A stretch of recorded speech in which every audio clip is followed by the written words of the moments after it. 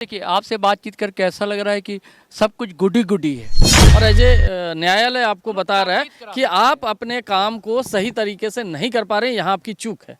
यही काम कोर्ट कर रही है, यही काम हम कर रहे हैं। 108 एक इमरजेंसी एम्बुलेंस सर्विस है। एम्बुलेंस ऐसा नहीं है कि नहीं है, पर्याप्त एम्बुलेंस है, लेकिन आपको समय रहते उस पर फैसला लेना है। अब वो एम्बुलेंस 5 लाख किलोमीटर चल चुकी है, ज़्यादातर वो अनफिट है, उसकी खरीद सही नहीं हुई। निदेशक से मेरी बात हुई है, वो ये कहते हैं कि बदलाव हम लाना चाहते हैं, बदलाव सरकार भी लाना चाहती है, लोग नहीं बदलना चाहते। साथियों सलाम, नमस्ते, सत श्री अकाल और जय भीम जोहार। साथियों, मानसून सत्र चल रहा है, लेकिन चर्चा तो हो रही है नगड़ी की, चर्चा हो रही है सूर्या हांसदा की। और गुरु जी को कैसे इग्नोर कर सकता है कोई, किसी ना किसी बहाने याद किए जा रहे हैं गुरु जी, दिशोम गुरु। लेकिन चर्चा जिसकी होनी चाहिए, यानी कि झारखंड के सेहत की, झारखंड के स्वास्थ्य की, झारखंड की चिकित्सा की। क्या झारखंड की सेहत जो है बहुत जर्जर होती जा रही है? क्या इरफान अंसारी जो स्वास्थ्य मंत्री है, जानबूझकर उन्हें टारगेट किया जा रहा, निशाने पर लिया जा रहा है, या हकीकत में ऐसी कोई बात है? और ख़ास करके दोस्तों, रिम्स जैसा अस्पताल झारखंड का, वो सब तस्वीरों की मैं फ़िलहाल अभी बात नहीं करूंगा कि एम्बुलेंस नहीं रहने की वजह कर लोग खटिया पर लाए जाते हैं मरीज़। ऐसी कई तस्वीरें हर दौर में देखी जाती हैं और उस पर चर्चाएं होती रहती हैं। सवाल है, रिम्स सबसे बड़ा अस्पताल है, ढेरों लोग वहाँ आते हैं। मैंने हमेशा कहा रिम्स 2 बनाइए, रिम्स 4 बनाइए आप, लेकिन जो पहले से व्यवस्था है, कई पीएचसी हमारे उसमें सुधार होने की ज़रूरत है। रिम्स है, वहाँ क्या दिक्कतें हैं? बहुत चंद पत्रकार हैं आज की तारीख में दोस्तों, जो ना हो किसी से दोस्ती, ना हो किसी से बैर को फॉलो करते हैं, बहुत ईमानदारी से अपने परिश्रम, अपने संघर्ष, अपने खोजी जो दृष्टि है उनकी, दस्तावेज लाते हैं, ढूंढते हैं और जनता के सामने तस्वीरों को रखते हैं। इनमें एक जन सरोकारी पत्रकार है विपिन सिंह। अगर आपने इनकी खबर नहीं देखी है तो देखा कीजिए दोस्तों, अब पढ़ा कीजिए।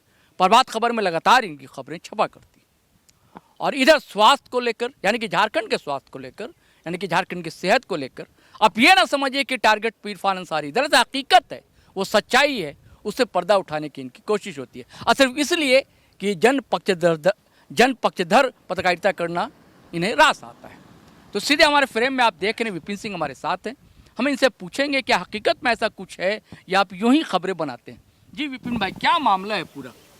आपने इंट्रो में हमारी बातें सुनी कि झारखंड की जो सेहत है, क्या सही में जर्जर है किसी इमारत की तरह, कि कहीं बेड नहीं है, कहीं डॉक्टर नहीं है, कहीं छत टपक रही है, या सिर्फ इरफान अंसारी को टारगेट किया जा रहा है जैसा वो कहते हैं?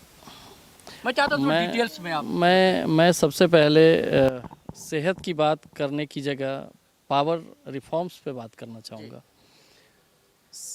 ठीक इसी तरह का कंडीशन जो है कुछ साल पहले, 5 से 10 साल पहले पावर सेक्टर की हुआ करती थी। रघुवर दास के समय में एक बड़ा काम हुआ, केंद्र सरकार के तरफ से एक बड़ी धनराशि आई पावर रिफॉर्म्स पे, और पावर रिफॉर्म्स पॉलिसी बनी केंद्र के स्तर पर, और उसके लिए राज्यों को भी बहुत सारा एक हिस्सेदारी हासिल हुई, ताकि वो अपने पावर सेक्टर को डिमांड के अनुरूप अपने आप को ढाल सकें। और वो सुधार कितना व्यापक स्तर पे हुआ है ये आप देख सकते हैं कि कभी रांची में 10-10 घंटे बिजली नहीं आती थी, ट्रांसफार्मर जल गया तो 1 सप्ताह ट्रांसफार्मर नहीं लगता था। अब 24 से 72 घंटे के अंदर ट्रांसफार्मर बदल जाता है। ज़्यादातर जो हाई वोल्टेज लाइनें हैं 33 kVA की, जो ग्रिड से कनेक्ट करती है सब स्टेशन को, वो अंडरग्राउंड हो चुकी हैं। और 11 kV लाइन भी जो है काफ़ी हद तक जो है वो कवर्ड हो चुकी हैं। अब 440 की को कवर करने की तैयारी चल रही है, तो एक बड़ा बदलाव आया है। तो उस समय बिजली की लगातार खबरें आती थीं और लोग जो है इस विषय, चूँकि आम जनता से जुड़ा ही ये विषय है, तो लोग इस पर बड़ा बारीकी से नज़र रखते थे और उसको अप्रिसिएट करते थे। अब वही चीज़ हेल्थ सेक्टर में हो रहा है। हेल्थ सेक्टर भी तेज़ी से ग्रो कर रहा है। आप झारखंड जब गठन हुआ था तब से लेकर आज, जब झारखंड को जब आप हेल्थ इंडेक्स के पैमाने पर आकेंगे तो आपको पता चलेगा कि इसमें एक बड़ा बदलाव आया है। चाहे वो मातृ मृत्यु दर का मामला हो, चाहे शिशु मृत्यु दर का मामला हो, चाहे वो इम्यूनाइजेशन का मामला हो, टीकाकरण के मामले में हमने बहुत प्रगति की है। तमाम तरह के टीके जो प्राइवेट सेक्टर में लगाए जाते हैं, हम उससे पीछे नहीं हैं। इसका जो कोल्ड चेन मैनेजमेंट है वो काफ़ी सुधरा है। ग्रास रूट पर जो है वो हेल्थ स्वास्थ्य सेवाओं की पहुंच बनी है। लेकिन जब हम इसकी आलोचना पे बात करेंगे तो आलोचनाएं तो जब कोई सिस्टम होता है तो उसकी आलोचनाएं भी की जाती हैं।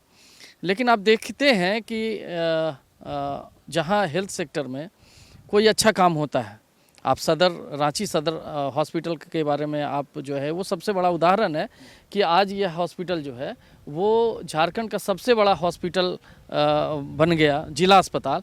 और झारखंड ही नहीं, पूरे देश भर में इसका अपना एक पहचान बना। जाहिर सी बात है, एक टीम वर्क इसमें काम किया और अधिकारियों का बहुत बड़ी भूमिका रही, नेताओं की बहुत बड़ी भूमिका रही, सरकार की बहुत बड़ी भूमिका रही। और आज जो है एक देश भर में एक मॉडल बन गया सदर अस्पताल। इसी तरीके से कई सेक्टर्स हैं हेल्थ के जहां पर जो है काफ़ी आमूल-चूल बदलाव और सुधार हुए हैं। जहां तक रिम्स का मानना है तो आपको हेल्थ सेक्टर में जिस तरीके से जनता का जो डिमांड है, जो बीमारियां बढ़ रही हैं और जिस तरह से, तो उनको अपने अनुसार ढालना होगा, उनके अनुसार, बीमारियों के अनुसार, उनकी ज़रूरतों के अनुसार। तो आपको अब पहले एमआरआई और सीटी स्कैन जो है बहुत कम अस्पतालों में हुआ करता था, अब लगभग सब अस्पताल में कहा जाता है कि वहाँ ख़राब रहती है मशीनें। ऐसी बात नहीं है। आप बहुत सारे जो हैं, आप जिला अस्पताल में चले जाएं, वहाँ विशेषज्ञ डॉक्टरों की नियुक्ति हो रही है। वहाँ पे जो है अलग अलग जो है मिनरल्स फंड के थ्रू जो है वो डिस्ट्रिक्ट मिनरल फंड के थ्रू जो है वहाँ पे डॉक्टर की नियुक्ति हो रही है। बीड के जरिए डॉक्टर को अपॉइंट किया जा रहा है, वो भी विशेषज्ञ डॉक्टरों को 3-3 लाख रुपए तक की सैलरी दी जा रही है, मनचाही पोस्टिंग दी जा रही है। तो सुधार हो रहे हैं, लेकिन सुधार का जो रिजल्ट है ना वो थोड़ा देर से आएगा।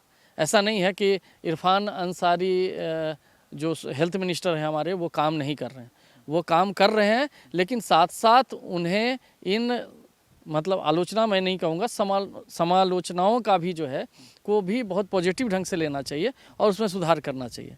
नहीं, रिम्स से देखिए लगातार विवाद में है ना, डायरेक्टर से विवाद चल रहा है, कई तरह के इल्ज़ाम लगाते हैं डायरेक्टर। वो कहते हैं कि भाई बहुत कुछ हम चाहते थे, लेकिन अब क्या है कि हमारे पास अधिकार नहीं, छीन लिया गया है। अब स्वास्थ्य मंत्रालय भेजेंगे, वहाँ फाइल पड़ी रहती है, वहाँ कई फाइलें हैं, उनका कहना है कि पड़ी हुई है, हमें स्वीकृति नहीं मिली है, फंड नहीं मिले। अब बीच में एक फंड वापस भी चला गया था। मैं यहाँ पे आपको रोकना चाहूँगा, कोई भी व्यवस्था अगर सुधरती है ना तो कोई एक व्यक्ति उसका श्रेय उसको नहीं जा सकता।